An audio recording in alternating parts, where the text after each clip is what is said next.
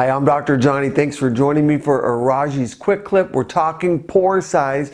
Someone asked, what can they do at home, not in the clinic? We know we have a lot of solutions in the clinic, but what can you do at home with products, some things you might have lying around anyway, to get rid of pores? They want to get rid of their large pores. That's what we're talking about today. 3 seconds. We're diving in. We'll get through it in 3 minutes. How to get rid of your pores.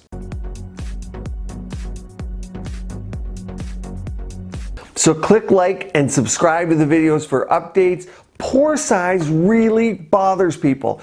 Pores are from sebaceous glands, around sebaceous glands where oil is produced, and often the T-zone in the front of the face and in the forehead is where people see it the most. Particularly the stubborn ones are around the nose. Drives people crazy. We know there's a lot of things to do in the clinic. I like radio frequency injected, certainly chemical peels, erbium YAG lasers are great. CO2 is a little overkill, but it can address the pores. But what do you do at home? Because certainly treating on an ongoing basis is going to be, in a lot of cases, more fruitful for you to get rid of them, and certainly can be less expensive, but you got to stick with the program. Before the exact ingredients, understand that the pore is from production of oil. You have so many and you can't get rid of them, you minimize the size. Okay, so if we can't get rid of them, how do we minimize them? Why do they occur? A lot of people don't use sunscreens, and if they don't use sunscreen, you get photo damage around the opening. And the skin, think of it as collapsing. It's not as strong, so you see the pore. Couple that with smoking, and it's terrible. Leaving the makeup on at night and not washing the face. But now to what you can do. We'll put those aside. They're all important. Number 1, cleansing.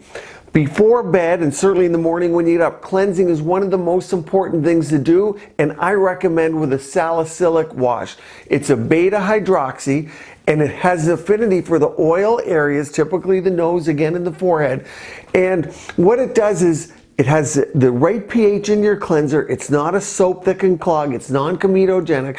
And you can also use on a leave-in salicylic acid type of cream, or if you want something a little more potent, often a serum will work. So that's the first thing. Salicylics, and they work very well. Certainly a deeper level of that, you can go to your clinic and get a peel, but the salicylics over time work very, very well for pore size. They come in multiple formulations. In the discussion at the end, let's talk about exactly the ones you like. So we talked about sunscreen. I have my own line. I'm not telling you to go purchase it. I have my own line really for my own patients because they're getting Plasma Sculpt, Plasma Lip, Plasma Glow, and my fillers, and skin tightening treatments and treatments for glow. So I want to know what they're on. That's why I have my own line. But the sunscreen should be non-comedogenic. And we talked about salicylics. I don't have one in my line, but my patients use them.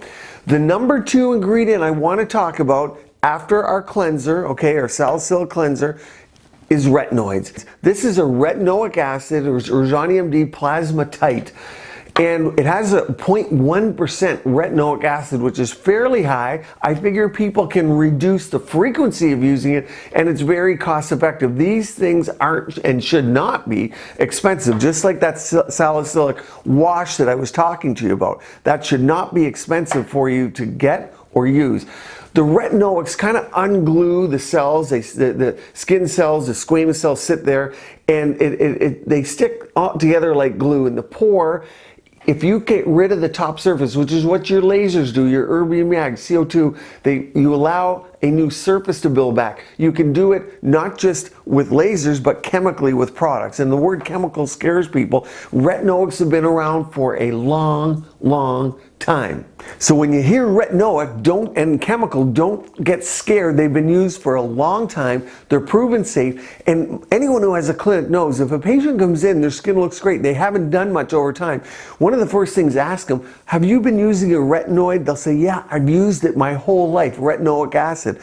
A lot of people got it south of the border in different countries when it was really cheap. That's since been clamped down, but they're still not that expensive. For me and my line, for my patients, this might last them 2 months, sometimes 3 months, and it's under $50. You do not need to be spending $300 on your skincare. I have my own line. People get all crazy about exosomes and peptides and everything else. I'm going to do a video that shows you the active ingredients that you need so you don't blow up your wallet without getting much benefit. So keep that in mind, that it should not have to cost you a lot. So get rid of your makeup every night. Keep your skin clean.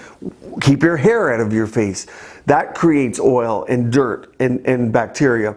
Use sunscreens. Do not smoke. Use a salicylic wash or leave on salicylic. And then as tolerated, so you don't get inflammation, you want to use that retinoic to help shrink the pore size, increase the turnover of cells a little bit so you get a new layer of skin and the visibility of the pores slow down. The nose will tolerate a retinoic very well. Less so will it be tolerated in the forehead and the T-zone over time. So you might apply it more to the nose than elsewhere.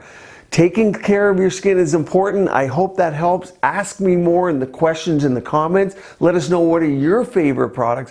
Join, subscribe, keep your skin and body beautiful, healthy, and vibrant.